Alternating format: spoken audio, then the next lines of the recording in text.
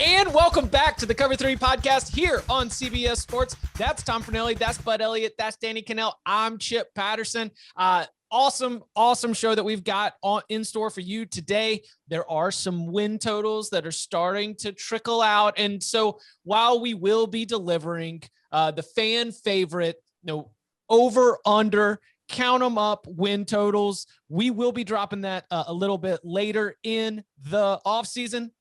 Count them up.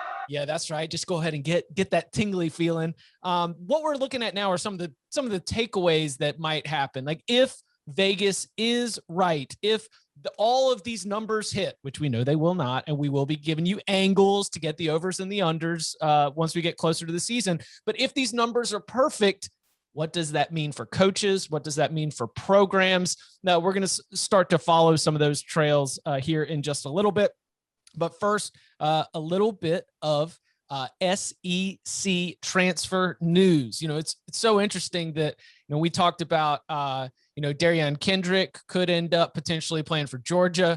Georgia starts the season against Clemson. Wow, that would be a good, nice little advantage for the Bulldogs. How about former LSU quarterback TJ Finley transferring to Auburn? Now, as we are sitting here recording this on Wednesday, May 26th, we do still need to have some rules officially changed for him to be able to be immediately eligible. But I think the assumption is that he will be eligible. And if so, he may be competing with Bo Nix for the starting job with the new head coach, Brian Harsin.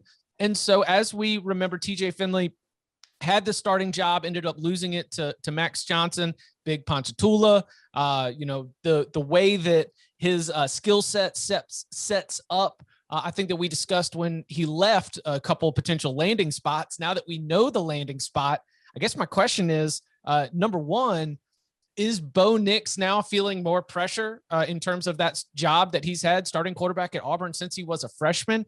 And then if you're Finley, do you come in thinking that this is a job that you can take? He literally said in a quote, "It ain't like I'm coming there to be the backup."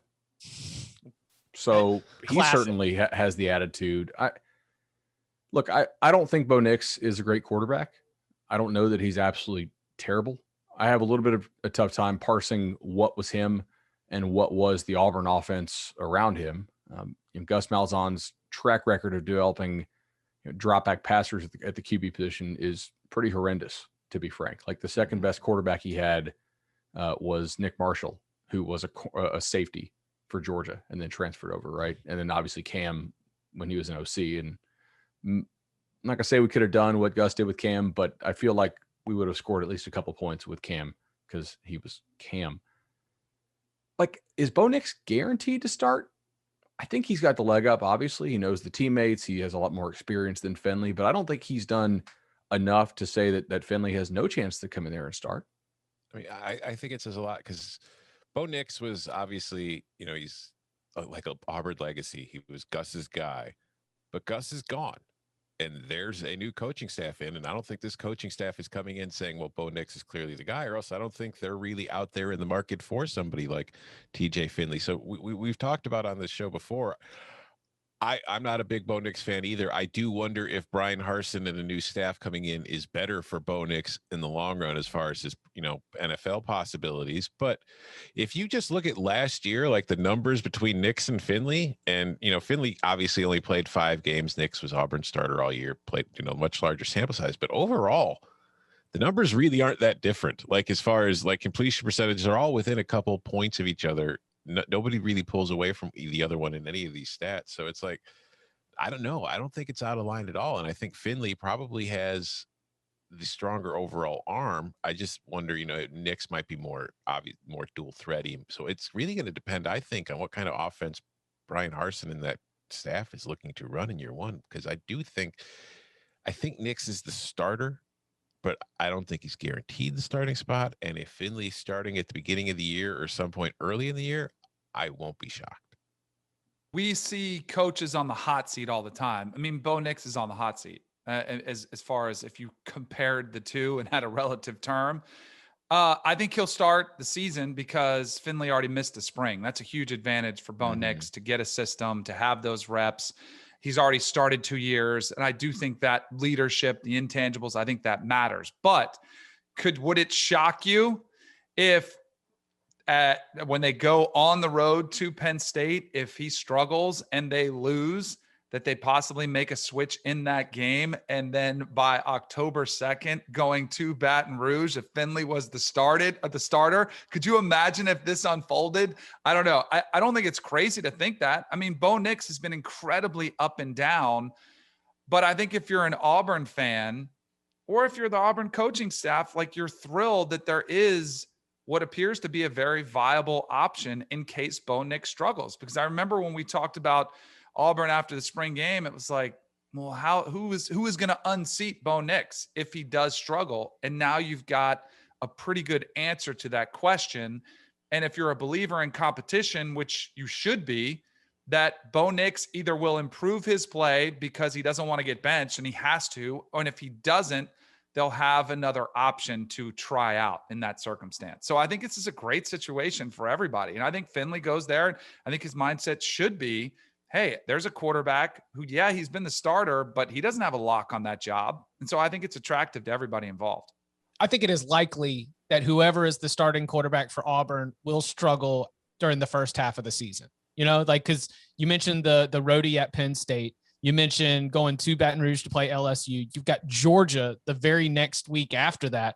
I mean, we could see both of these quarterbacks like that. You can ride Tank Bigsby to a win against Akron, a win against Alabama State, a win against Georgia State, but you are going to need difference-making play at the quarterback position to beat Penn State on the road, LSU on the road, and Georgia anywhere. You could be playing that game at home with nothing but friends, family members, and students, and you're still going to need some difference-making quarterback play. Because my spring takeaway was that this was going to be a downhill rushing attack that what was it, the Boise State's running back named George Halani? Wasn't that it? Yeah. Just like, you could really ride Halani like all the way to impose your will on a defense. And SEC defenses are not Mountain West defenses, but I do think that Tank Bigsby is that kind of back that you could potentially see playing that kind of role. But to be able to win those games against Penn State, LSU, and Auburn, and maybe even Arkansas before you hit the bye too. I'm not totally convinced that Arkansas defensively presents any of the kind of challenge that some of those other opponents do, but going on the road to Fayetteville ain't easy. So definitely something to keep an eye on. So we mentioned that there are starting to be some win totals that are starting to drift out. There's a DraftKings set. There's some other sets. Our official numbers will be, of course, with our partners at William Hill. We will be rolling out those win totals episodes to ask the question everyone asks: how many games are going to win this fall? And that will William Hill. Let's go get these things up. We love to deliver those shows to you, and of course that is on the schedule for the off season. But as we wanted to take this information that we've got and see what we could learn from it, see what we could find that's particularly interesting to discuss, it is the idea: if Vegas is right, if all of these numbers hit, if these numbers are the number of regular season wins that all of these teams have, what does that mean for coaches? What does that mean for programs? I've got a list of observations. Do you want to start on the hot seat side of this? Bud, you had a real, in our pre-show meeting, you mentioned an angle that I overlooked, because I've got some hot seats on here, but you've also got the hired away. So maybe let's like for example, what'd you say? Coastal Carolina? Yeah, I just thought there was an interesting little trio here that popped out at me. Guys who, if they hit these numbers that Vegas establishes, are they gone? And you don't want to speak in absolutes, but I think you would lean to them. Maybe being Chadwell's gone if he wins 10 games. If he wins 10 games again, yeah. 10 games, that's it. Yeah, so Coastal Carolina 10, Iowa State 9.5, Louisiana Lafayette, or just Louisiana 9.5. I think those three popped out to me as like, okay, if they do it again and they're on that level, they got to bounce, right? Yeah, I think Chadwell for sure, if they win 10 games, will probably be gone, because I just think that he's going to be the big name on the market. So it's gonna be a situation where he's gonna have so many offers that I'm not sure he's gonna be able to realistically say no logically. I think with Campbell at Iowa State and even with Napier at Louisiana, we've seen they're more willing to wait. So I feel like Napier's probably gone if the Cajuns, win 10, 11 games, win the Sun Belt again. He's going to be attractive. He was attractive this year, but he's already turned down, depending on who you ask, multiple SEC gigs. So is he waiting for one gig in particular, or is he just waiting for like a top level cream of the crop job to come offering? So I guess that would probably play a role in it. And with Matt Campbell, I don't know. I mean, as Dennis Dodd has said, the Lions offered him over 60 million and control, and he said no. So it's like, I don't know what Matt Campbell's looking for to leave if he's planning to leave Ames. So I don't know if that would really seal the deal on him leaving. Of course, if Jim Harbaugh got fired at Michigan, we all know what the rumors and where Michigan's probably going to go looking. So that, all right, there's two real quick, just from the Iowa State side of it. Oklahoma's number is 11 and it is juiced to the over. Mm-hmm. I guess Oklahoma's that team. I mean, I guess Oklahoma's going to be out here. Maybe they're projecting going 12-0. That would be, it's not a surprise to say that Oklahoma's going to win the Big 12. That's something we've come to expect, without a doubt. But at the same time, we've seen Oklahoma take lumps, right? Like Oklahoma's good for one regular season loss, but this number at 11 with the minus 139 to the over, that's certainly suggesting that we've got a 12-0 in play situation for the Sooners. Can we agree as a podcast? Can we come together, the four of us right now, and say that Oklahoma under 11 at plus 110 is something that all four of us are going to bet on? Just out of principle. No. On principle. No? No, Like I'm not buying into the rest. Are you? I think the push at worst is the reason you take it. Yeah. I mean, and you're getting plus money. So let's bring up an interesting point here, or something I find interesting. Y'all might find it really boring. If you have a credit account, so you're betting on credit and you don't have to pay the guy till the end of the year, betting on regular, like season win totals that are even numbers, so that don't end in a half win, is more fine. If you don't, you are in many cases putting aside your money for 6 months to where you can't bet it again because the bookie is holding it, or the book, whatever. And there's a decent chance you're just getting it back without interest because it's going to push. So you need to think about that. Like if you are somebody out there who has multiple options, right? Maybe you have a guy that lets you bet on credit or something. Then you have a guy that you have to front the money down. Bet the ones you have to put the money down with the guy, like bet your half win totals there. Bet your even numbered win totals, or your whole number win totals on credit. That way you're not, putting aside a bunch of money you can't bet again for the year, only to just push on it. Well, as a podcast, YouTube exclusive. Hold on, YouTube exclusive. Place bet. Yeah. There you go. Did you really just hit it? Yeah. What? Can I ask you what the max they'll let you put down on this early is? I'm not. I doesn't really say, and I don't have the kind of money to find out. Type in like 3,000. Will they take it, or will it say? Don't accidentally do that, Tom. I'm not going to do that because. All right. But like, I have a confession to make. Please. I have never made a win total bet. I think this is the year that changes. I think it might change this year as well. I've always just never had the patience or the mindset to wait around for that long. The only bet that I'll take, and I've taken this a couple times, is on a national champion, and I've done it with Florida State for fun. Like put $30 on them to win at whatever crazy long shot odds it was, just so I could say I told you so, even though I had little to no faith they were actually going to do it. I'll probably do it again this year. Just almost like paying, some sort of service charge to be a Florida State fan. Like I just want to be in there for my squad. But other than that, and I've taken a couple others, but most part, I don't like to wait that long for the payout. I have way too much. Right. I just want to know what I'm going to do. This might be the wrong time to make it up or bring it up, but do we want to do like a podcast fantasy league this year? Where, Chip, we've done this before with the college football crew, but you draft teams. We draft teams, and then based on how many games they win, whoever drafts the most wins. There's bonuses for bowl games, division titles, conference titles, and playoff berths.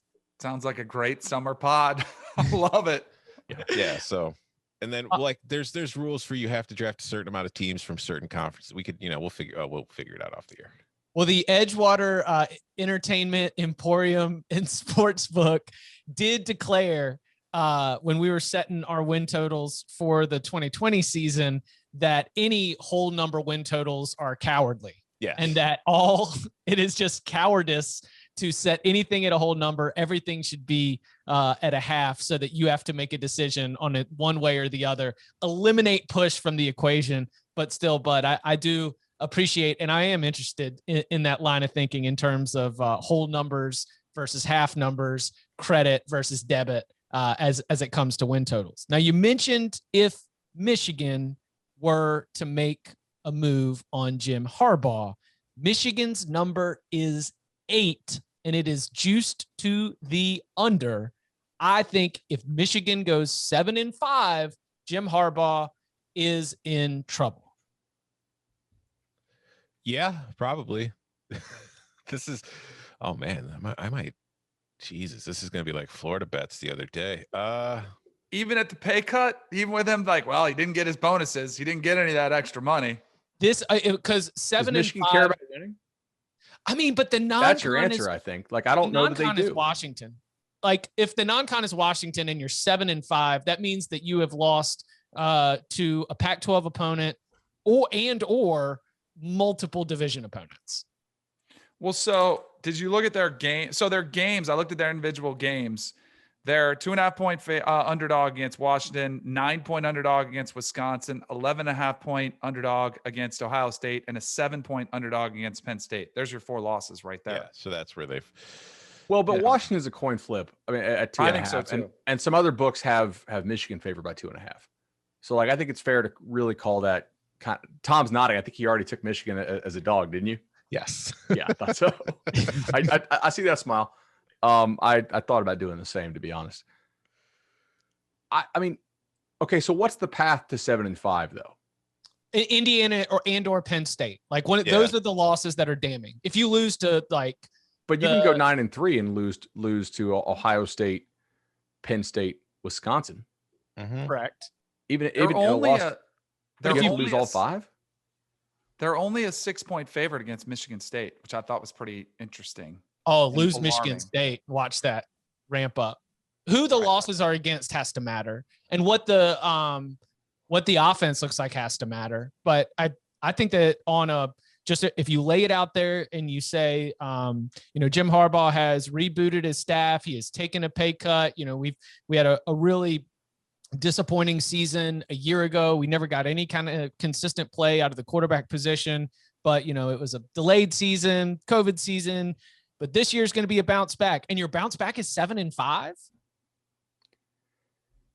7-5 is hard to see. Michigan, using like budgetary reasons when they get that huge check from the Big Ten, seems a little bit hollow to me. Like, if they really care about winning, then I think we'll see it. I'm not convinced they want to win at the highest level. Yeah, exactly. Like, come on, they go to Italy. So they shouldn't have. If they're 7-5, don't you feel like Harbaugh himself might come to that realization? Like, he might decide, oh, this isn't working. Maybe I need to go somewhere. If we have got like injury issues or like something else that you could like explain away, or maybe if they were close if there was on-field reasons why things did or didn't turn out 9-3 and instead went 7-5, then I could see Harbaugh sticking around. But I mean, you might be right, Danny. Maybe it's just a Jim Harbaugh decision. Like, but what if they were 6-5 going into the Ohio State game and then they finished 7-5? Oh, then yeah. That was funny because I actually talked to Jim Brandstatter, their play-by-play guy, this morning, and I was trying to get him to say, like, hey, the odds makers have 8-4, and he was not having any of it because. I was like, hey, well, you're probably going to lose to Ohio State, like as gently as I could to the voice of the Michigan Wolverines. And he's like, I'm not chalking that up as a loss. Not yet. We still got to play the game, and he would not sacrifice anything. But then at the end, I was like, Vegas has them 8-4. If they're 8-4, what is the pulse of Michigan? And he goes, well, what games are they? He's like, if we beat Ohio State, That's all that matters. So I do think it does matter, probably more so than most schools we're even going to talk about, is if you beat Ohio State for the first time and there is optimism, and maybe it's because you made a change of quarterback, whatever the reason is, that probably does become a job salvaging win. If that's the case, if they are around 7-5 at that point and they win that game to get there, then I think that game holds the utmost importance. It's very tough for me to envision a scenario in which Michigan has already lost 4 games and beats an Ohio State team that would either be healthy or not aided by like 5 or 6 turnovers. Like I can't really picture a scenario where they beat a high quality playoff contending Ohio State team if they're 6-4 and legitimately outplay them. But it would be hilarious. Right. They only ran 4 plays all season to keep it right. to bust out the big game plan for Ohio State. So I've got one while we're here in the Big Ten. What is a fair judgment on Jeff Brom if Purdue goes 5-7? The number is right at 5. The juice is evenly split on both sides of this thing. I think that 6-6, you're just, you're nodding your head. You're saying, okay, it's still working, still building things up. I think that if it's 4-8, I bet those are a little bit tougher questions when you're meeting with the athletic director and you're saying, all right, coach, what's your game plan? What does the future look like? How does that Purdue line sit in y'all's eyes? If they finish like 5-7, I don't know that Brom gets fired, but I definitely think he enters 2022 on a hot seat. He could get, if it's 4-8, 3-9, it could happen this year. So yeah, I think that's a dangerous win total. It's a concerning win total if you're Purdue. I've got another one in the Big Ten for you, though, if you want to talk about that one, which is the absolute most cowardly line you could have, because they've got the win total set at 6 and they've got it evenly juiced on both sides. So it is the absolute average win total. Nebraska. If the Cornhuskers go 6-6, is Scott Frost back next year? Yes. Didn't their president just talk about winning 9 games? He mentioned it, yes. I mean, that'd be 3 under expectation of your boss. I don't know if we missed our traffic numbers by 50%. I'm not sure EK would be like, guys, good job. Like, that might be a little weird. I think with Purdue, there's an interesting concept here, and that is, if you are a lowly program like Purdue is, I guess that's the right word. The program, a middling at best program. If you have a guy who does really well in one of his first years, you are probably going to have to overpay to lock him up because somebody else is going to try to hire him away quickly, as Louisville was rumored to want to do with Brom. You have to overpay to keep him. That doesn't guarantee, though, that you're going to have success. You are locking in a chance at success. But like Purdue still has enormous institutional challenges, talent getting, like recruiting challenges, location challenges, academic challenges. Like there's no guarantee that Brom's going to win there. And there's absolutely no guarantee they don't fall on their face if they fire him. I mean, I could easily see the next guy coming in and doing much worse than Brom did. It's not a place where you win at historically. Yeah. And they've got, be careful what you wish for. If you look at their schedule, it is not the friendliest for as far as Purdue is concerned, because they've got 3 non-con games. 2 of them are against Power 5 opponents. They've got Oregon State at home to open the year, and then after a road trip to UConn, which should be an easy win, but it's a road trip, so that adds at least a little bit of complication to it. They get Notre Dame on the road a week later, so it's like they start with Oregon State, UConn, Notre Dame. This is a team that could easily be 1-2 before Big Ten play even starts. Watch out for the New York Times national champions. On on Scott Frost, if Nebraska is 6-6, 10-year extension, first bowl appearance under Scott Frost. All right. We did it. We got him. Like shoot off the cannons, drop the banner. If the Cornhuskers finish better than 5th in the division, it is the best finish under Scott Frost. So 6 wins, better than 5th. Those would be steps forward for the Scott Frost Cornhuskers.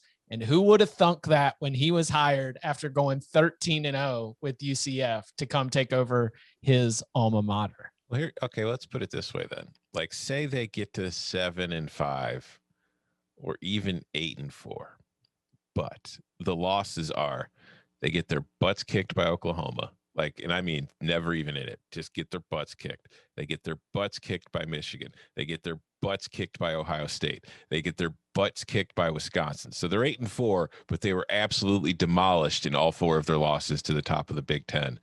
What does that do for Scott Frost in Lincoln?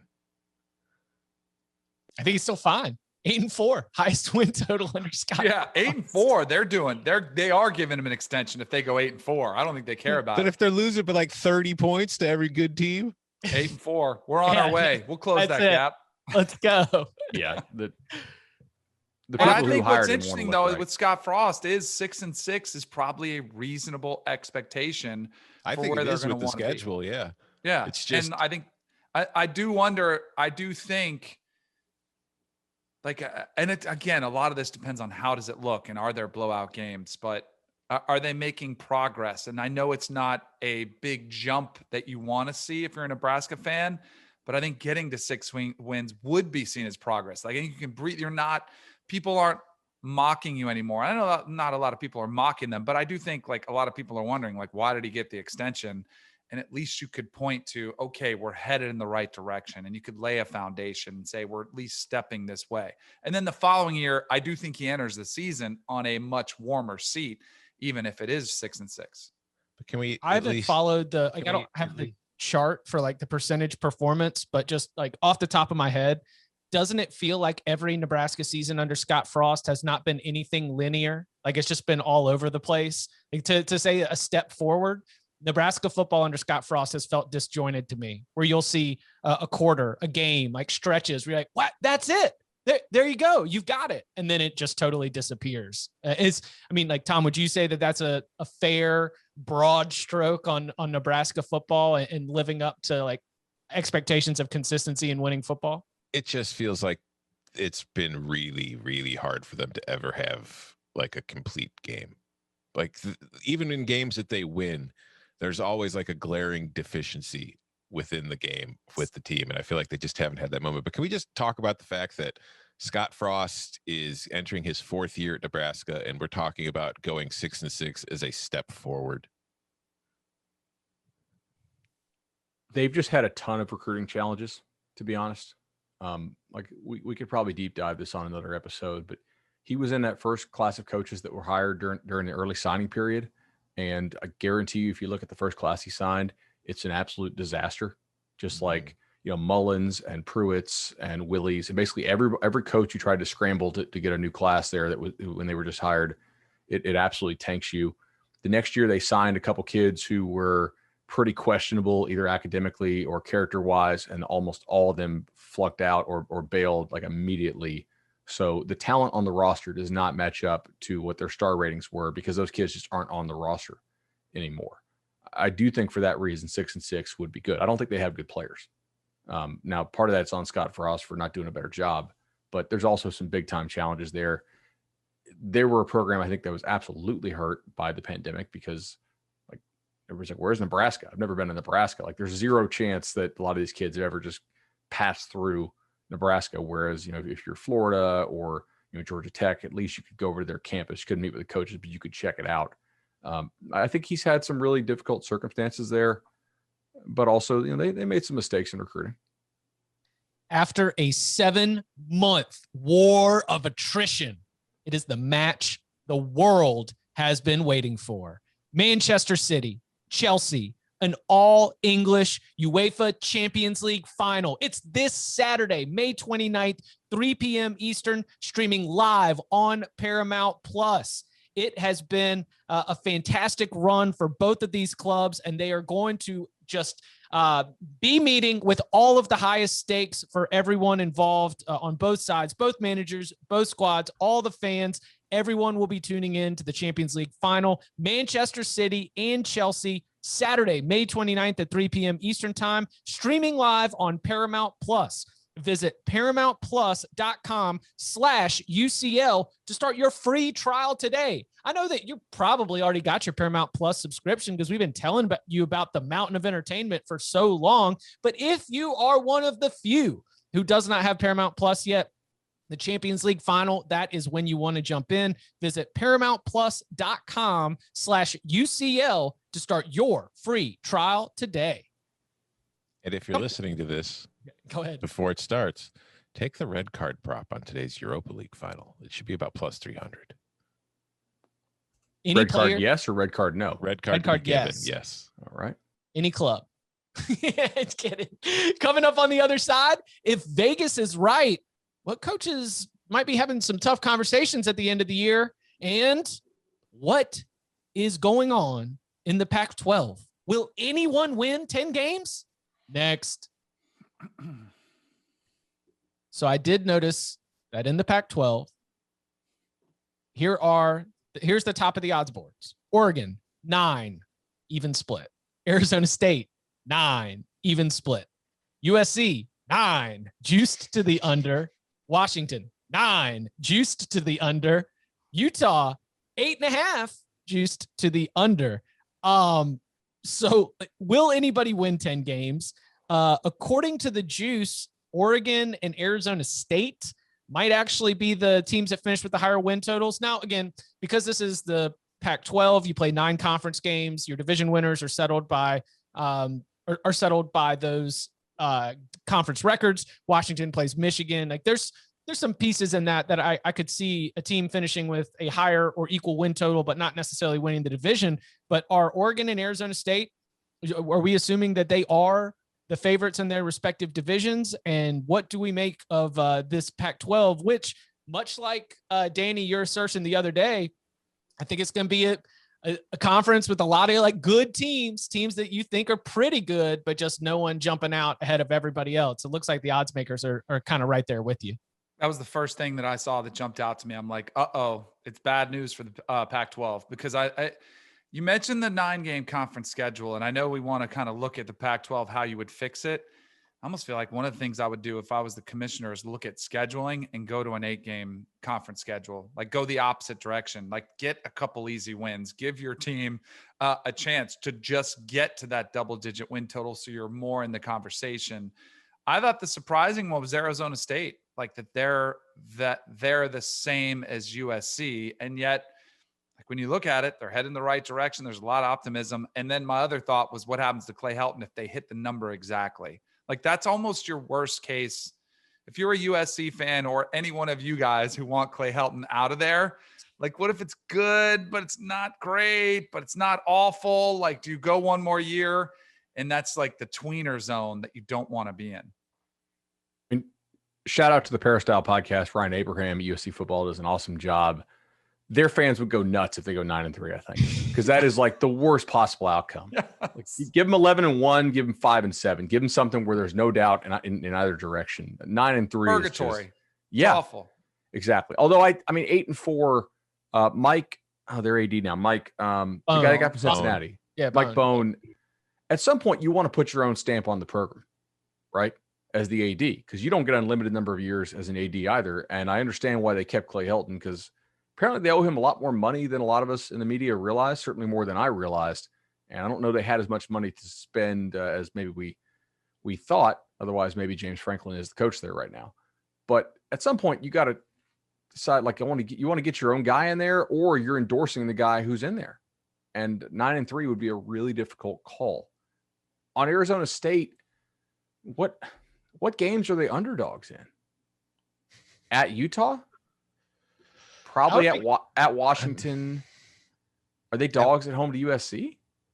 Yeah, I would think so. I mean, I can't guarantee it. It might be like a 1 or 2 point deal, but I could see that being the case come November, because I think USC is probably going to be off to a pretty strong start too. So, are they dogs at UCLA? No. Well, UCLA, by the way, on here is at 7. So we've got a 1.5 gap. There are 5 teams between 9 and 8.5. Then we've got a 1.5 drop for UCLA, which is down there at 7, juice to the under. Washington State at 6, juice to the over. I would bet the under on this if I was forced to. Yeah. On Arizona State? SC? Yeah, no, on Arizona State. I have a hard time seeing them get to 10-2, because that basically means you split Washington, USC, at Utah, at UCLA, and have no upsets in any other games. And that seems unlikely. Yeah. Any Clay Helton haters want to take the under on USC? I'll take the over. No. So I don't want the under. Thinking The about over's it. Juiced, but I mean, here's the thing: like, what does Mike Bohn do if USC's 9-3? He does the same thing he does if they're 10-2, they're 8-4, or anything that doesn't involve winning the Pac-12. You fire Clay Helton and you get a new coach. And you think he does that?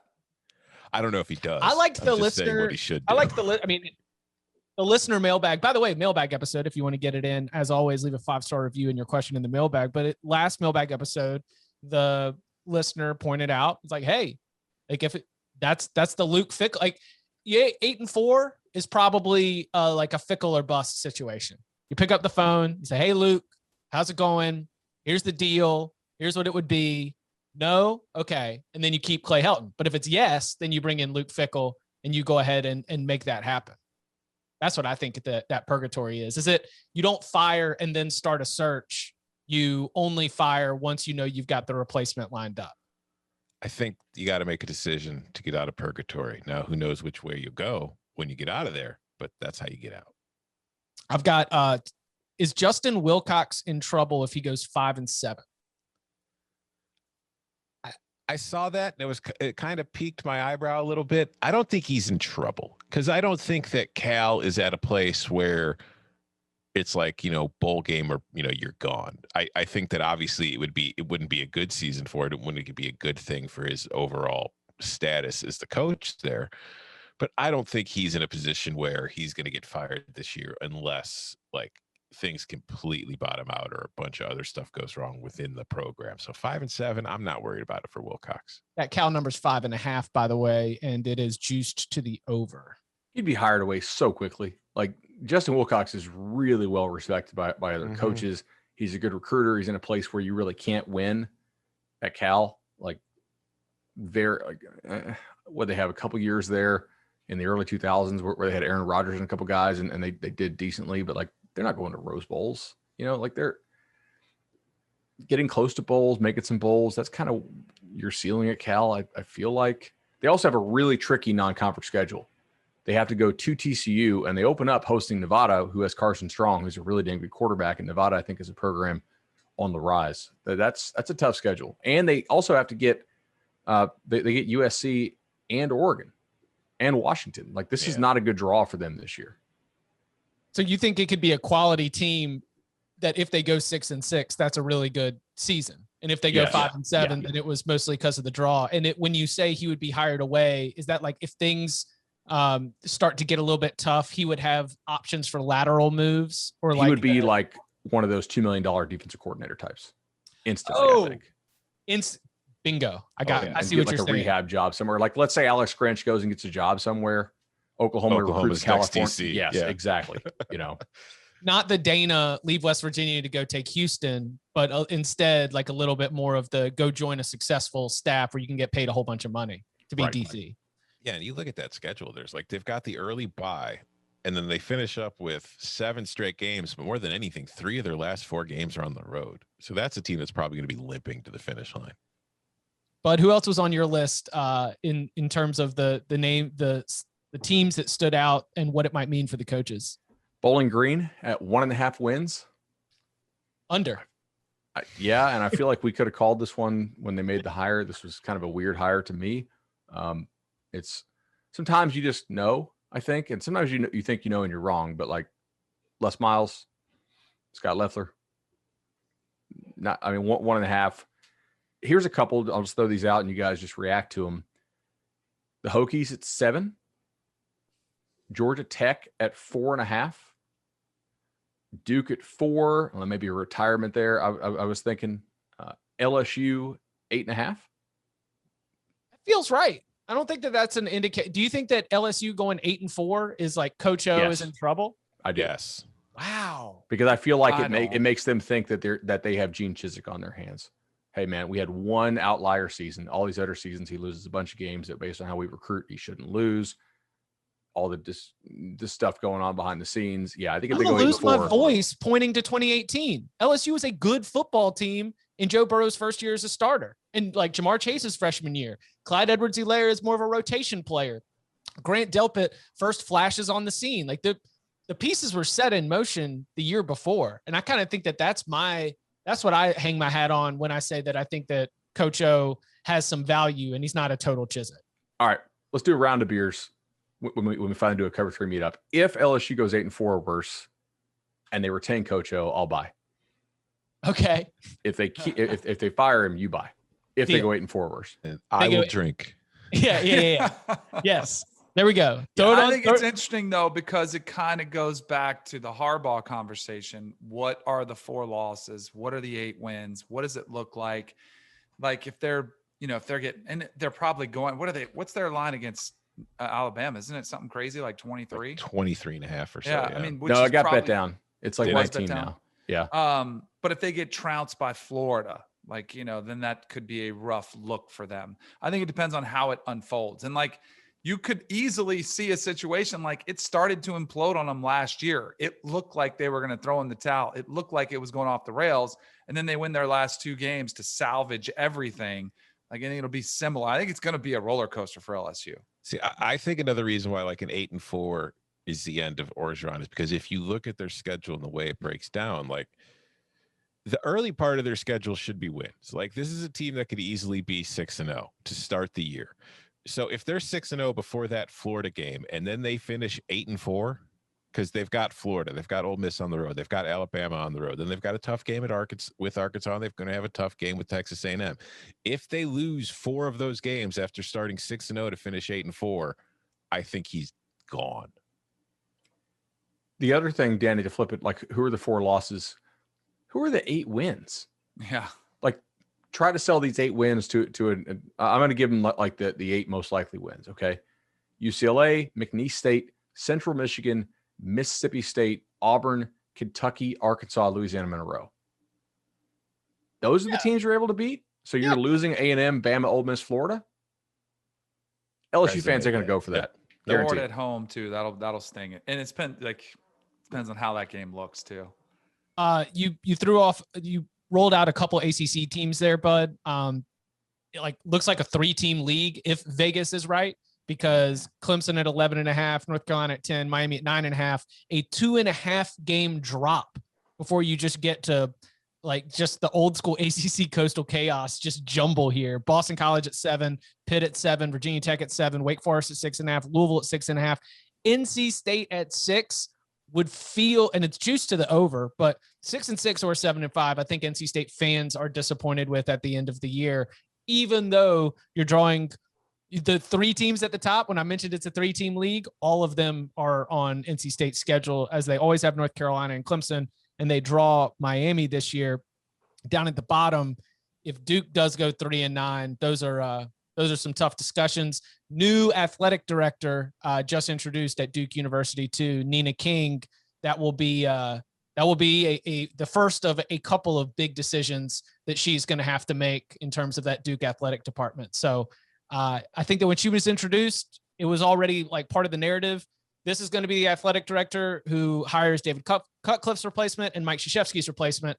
We'll see if 3-9 would get that. I think that if it's juiced to the over, if they're 4-8 or 5-7 and look like they are not the friendliest team in all of college football, giving the ball to the opponent, and like look a little bit tight, more buttoned up on the offensive side of the ball after making some changes to the offensive staff, I think that I could see Cutcliffe being motivated to continue to keep it going. But a 3-9 where you're just getting, if it's a 3-9 where they're getting run over by most ACC teams, I would not be surprised if those discussions break in the way of taking it in a different direction. I will say though, if you're the AD at Duke and you're very likely going to be having to replace both Cutcliffe and Coach K, don't you kind of want to do a test run with the football coach first? Without a doubt. 100%. Yeah. No, that is absolutely a portion of that. What if he lands Arch Manning? What does that save his job, even regardless of 3-9? Like, look what's on the horizon. Look what's coming in. You know what that does? That gives him the right to name his successor. You know, that gives him, if he gets Arch Manning, then he gets to tap his favorite assistant coach to be able to promote them to take over as the head coach after him. Virginia Tech at 7 feels right, Bud. Does that Do you think that brings up the Justin Fuente heat? Yeah, I think he's gone at 7-5. I would agree. Yeah, I think so too. I mean, there's no recruiting momentum. He has not gotten talent to the Hokies, and like just what's the trajectory in Blacksburg if they go 7-5? Playing out the string. Yeah. TCU, what about Jeff Collins? Ooh, 4.5. Like, see, that's going to depend, I think, on they're making the transition from option to more modern football, but like that's a process that takes time. So are you in a situation where it's like you're demanding, okay, it's time for us to start going to bowl games already, or are you willing to give them a little more time? Because I do think that, like, if you go 4-8, they're kind of like, man, we're not really seeing a lot of signs. But at the same time, you kind of knew it was going to be an adjustment period going from where you were to what you're trying to get to. I think too, this is what's gonna. It's funny because we say it takes time. To a football fan base, time is 2 years. It's like, oh yeah, 2 years. We should see this. The last year was a wash. Like, COVID is just a weird year, right? You lose a lot of development. We knew, like I would have said, in 3 years for Jeff Collins, realistically, the third year is when you want to see a nice step in improvement. You get to 6-6, or do you get to a bowl game? But because you lost that year, like, this might be another year where it is a 4-8 or a 5-7. But I think and this is where I think, as an athletic director or whoever's making the decision, that you have to have a really good pulse of culture, buy-in. What, like, where are the players responding to the coach, to his coaching style? And if they're not, like, if he's lost the locker room, then you make the tough decision, you move on. But if you still see buy-in, if you still see momentum on the recruiting trail, if you still see positive, signs behind the scenes, that's where you have to go out there and voice that support. That's where I think it gets really tricky for some of these, win totals that are out there. I agree with you guys, actually. I wasn't throwing that up as I think he will be gone. I just wanted to see your reactions on it. I mean, if you're going to make this change, you need to have sort of all-in buy-in from the admin. Last year was basically a total wipeout with COVID, in my opinion. I thought Danny brought up a great point there. If they're still playing hard, man, this team is going to get some inflated numbers, and we're going to get some good value on them down the stretch, because they might be an underdog in every game after September in a row. Have you seen this schedule? This is nuts. It's just about to bring it up. They open NIU, Kennesaw State, and then it's at Clemson, UNC, Pitt, at Duke. The at Duke is probably the last game where they're favored, actually. Virginia away, they should be dogs. Hokies at home. They could clip the Hokies if the Hokies have quit on the year. That's certainly possible. Miami, Boston College. That one's kind of a coin flip for me-ish. Notre Dame and Georgia. This is a really tough schedule. If things go the wrong way, they could be like 3-9, 2-10. Pitt and Virginia Tech are probably your games where we could see this go one way or the other. I mean, if Vegas is right, Pitt is not the dark horse that we think, because they're just jumbled right in there with everybody else at 7 with Boston College. You have to have Duke. Virginia Tech. You have got to win that Duke game. Yeah, absolutely. That's like Georgia Tech could get blown out by Georgia and Clemson. The health of the program will be determined in some of those division games and some of those other conference games. They also have with Clemson as your annual rival. It's a very Tennessee-like problem. Speaking of the Vols, who play Alabama every year, 6. First of all, I don't see any hot seats, because Vanderbilt at 3, South Carolina at 4. Those are going to be first-year coaches, year zero type situations. Then we jump all the way up to Arkansas at 5.5, and the same with Sam Pittman, Mississippi State at 5.5, and then Tennessee at 6. The SEC is the one Power 5 conference where I looked at, and I did not have one name that jumped off that said, if Vegas is right, I think someone is out. Now, you've mentioned Coach O, so that is officially on the record and on the bet. Round of beers when the Cover 3 team gets together, depending on if they go 8-4 or worse, or end up going 9-3 or better. Should we just blind fire on this under 6 for Tennessee? Yes. Have I mentioned on the podcast how their game against Alabama is the 8th straight game that they'll be playing to start the season before having a bye? Like, they don't have a bye until Halloween weekend. They start with Bowling Green, which, as we discussed, that'll be a win. But Bowling Green, Pitt, Tennessee Tech, those are all winnable games. They're all at home. But then SEC starts at Florida, at Mizzou, South Carolina, Ole Miss, Alabama, without a break in between any of these games. This is a team that could be like beat to hell by the time their end of the season comes. And then the end of the season is where things get somewhat easier, although they do have Georgia, but they also have Kentucky, South Alabama, and Vandy. So by the time they get to those more winnable games, they might be dead in the water. This is a really good example of a bet I don't want to place if I had to put my own money down. If I get to bet it on credit, I'm fine, because I do think 6 is actually decently likely, because the non-conference schedule is such a cakewalk, right? Like, they are almost certain to be 3-1 in the non-conference. They do have Pitt, but they also get Vanderbilt. So if you just kind of swap Pitt and Vandy, let's count Pitt as a league game and Vandy as a non-con game, because I think they'll still crush Vandy. Roster-wise, Vandy is a long way away. Then they have basically 4 games that I think they're almost assured to lose in Bama, Georgia, Florida, and Ole Miss. I don't have the schedule in front of me. I kind of memorized this. Then they have 4 more that I feel like if they split them, they go 6-6, and that's what South Carolina, Missouri. Help me out here. There's 2 more. Pitt, and then there's one more. Kentucky. Yeah. Right. Now, so the question really comes down to this. Assuming that you're good with them losing the 4 I said and winning the 4 I said, do you think they are more likely to go 1-3 in that other foursome, or 3-1? Because 2-2 pushes it for you. No, I'm not going to take 3-1. I think it's 1-3. Yeah, I think it's 1-3. With the realization you very, very well may just be getting a refund on this bet, because 2-2 is also decently likely in those. I want to find all the places, like, I think, Tom, you just laid it out. And I was imagining, as you listed each game in that 8-game stretch before their bye, about this team getting more and more tired and more beat down. And I'm thinking about a thin Tennessee defense playing Ole Miss and then turning right around and playing Alabama. Like, we used to do the body blow theory, right? We'd find the team after Alabama and be able to jump on the other side of them. How about these defenses that get cooked by Matt Corral? Let's come back the next week and do, like, it's not body blow, but there's something about like tired legs or something that we can do to really from running back all the pick sixes for what? Like, you have to be in a track meet with Ole Miss, and so we got to jump on these teams the week after them when they're going to be all worn down. Any other? Let's see. TCU might not be the dark horse that I want them to be.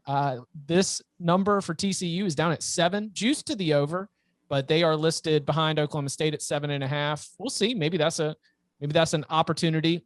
Texas Tech has the second worst in the Big 12. They're down at 4.5. 4.5 doesn't feel like trouble zone to me. Am I giving Matt Wells too much room or too long of a leash? Yes. Yeah. I talked to a guy from a local paper there in Lubbock, and he was saying that, fans still don't like the hire, like, because they didn't want him in the first place. And if you don't come in with some momentum, like, it's fan base is already hard to please. And if you're not that slam dunk home run hire and the fan base thought you were going to get somebody a bigger name, you kind of have that going against you. So I'm a little bit worried for Matt Wells if they don't surpass that and maybe even get to 6. I'm curious, Texas Tech fans, who did you think you were going to get? I don't mean that. I just want to know, who is the name that they all wanted that Matt Wells was a huge disappointment? Like, was it a specific name, or was it, we don't have a coach that's going to lose games 45-42 anymore? Is Matt Wells definitely the coach that doesn't lose games 45-42? I don't know, but I'm just saying, like, style wise, it's not like the kind of air raid shootout teams that they've grown accustomed to and I think maybe prefer. Because they took on was still aggressive, wasn't it? They just ran the ball a little more, but they were like that Texas game was an absolute shootout. Yeah, and they took on the Houston Baptist Church, and that was like 62-58. That one was a back and forth game right at the beginning of the season. Any other ones before? Cincinnati's at 10, UCF's at 9.5. Both those feel right. Yeah, no, we've gone over most of the ones I had that stood out. Georgia's 1.5 wins ahead of Florida. That doesn't shock me, though, because it goes in line with what we were talking about on the last show. I think Florida, by and large, is probably being a little undervalued. Yeah, 1.5 felt like too big of a gap. I know Florida draws Bama, but Georgia draws Clemson, Also, who does LSU? What is Georgia's other game from the West? Because Florida's. It's Auburn. Florida's is LSU. Georgia's is Auburn. Yeah, I mean, if you swap those, I think this is mostly explained by the schedule, for the most part. Yeah. Illinois over under 3.